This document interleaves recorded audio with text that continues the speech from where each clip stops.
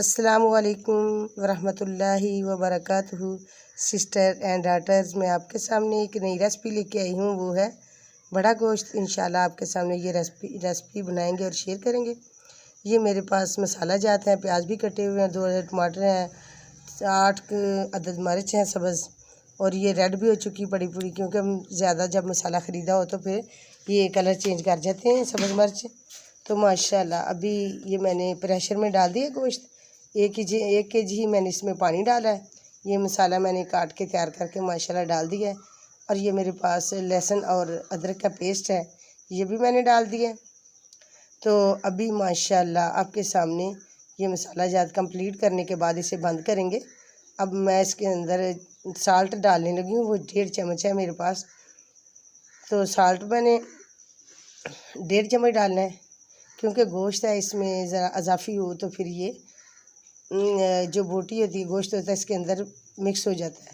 ये मेरे पास हल्दी है, हल्दी 1 चम्मच मैंने बड़ा डाल दिया है माशाल्लाह। अब इसे मसाला मैंने कंप्लीट कर दिया है।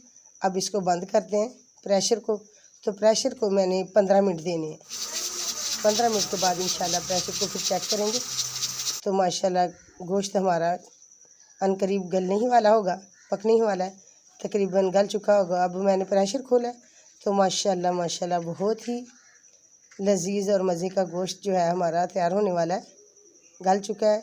ये 1 चम्मच मैंने इसके अंदर सुरख मिर्च पीसी, 1 चम्मच कुटी हुई, और 1 ही चम्मच धनिया मैंने डाल दिया है कुटा हुआ, पीसा हुआ बारीक, उसका पेस्ट बना बारीक मसाला बनाया हुआ था मैंने। तो ये ज़ीरा 1 चम्मच ऐड कर दिया। 1 कप मैंने इसमें ऑयल डाल दिया। तो अब इंशाल्लाह इसको आसान तरीके से भूनते हैं। माशाल्लाह ये बहुत ही मज़े की आज हम रेसिपी तैयार करेंगे। तो खाने वाले जो हैं ये खाकर उंगलियां ही चाटते रह जाएं माशाल्लाह। और जितनी ही आप हंडिया को आसान तरीके से भूनेंगे उतनी ही ज़्यादा लजीज होगी।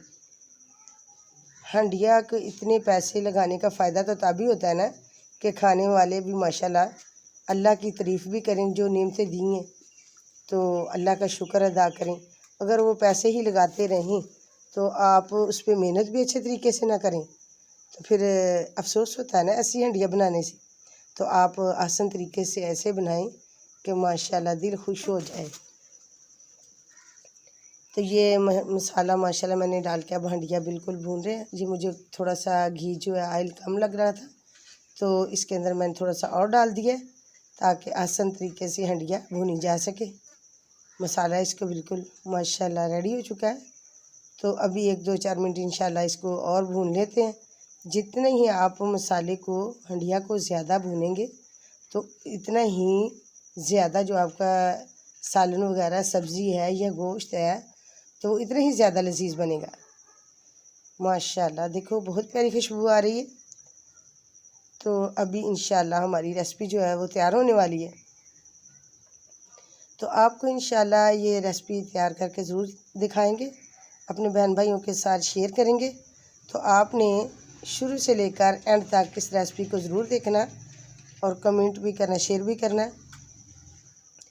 तो माशाल्लाह अल्लाह ताला आप सबके लिए अपनी रहमत करे, तो हमारे लिए भी, हम तो सभी के लिए ही दुआ करते हैं कि अल्लाह सब मुसलमान बहन भाइयों के लिए कि उन पे अल्लाह अपनी रहमत ही से नवाजे। तो ये आज की जो रेसिपी माशाल्लाह अभी तैयार हो जाएगी। तो जो मेरी छोटी बेटियां और बहनें हैं ये भी इसी तरह काम को देख देख कर ही काम सीख पाती हैं। तो बहुत ही आसान उनके लिए हो जाता है। पहले तो वालिदैन इतनी चीज़ें आसानी से बस वालदा जब पकाती थी बच्चियाँ देखती रहती थी तो वो भी इसी तरह सीख जाती थी। अब ये बच्चे चलो वालिदैन से ना ही सीखें तो लेकिन कम अज़ कम ये रेसिपी दे जब देखते हैं तो वो इससे माशाल्लाह काफ़ी हद तक ये काम सीख पाते हैं। माशाल्लाह रेसिपी कंप्लीट हो चुकी है। ये मैंने आपको माशाल्लाह बर्तन में डाल के चेक भी करवा दी है। पाकिस्तान फूड चैनल, आपने इसे सब्सक्राइब और वीडियो को लाइक ज़रूर करना है। अस्सलामु अलैकुम वरहमतुल्लाह। Thanks for watching.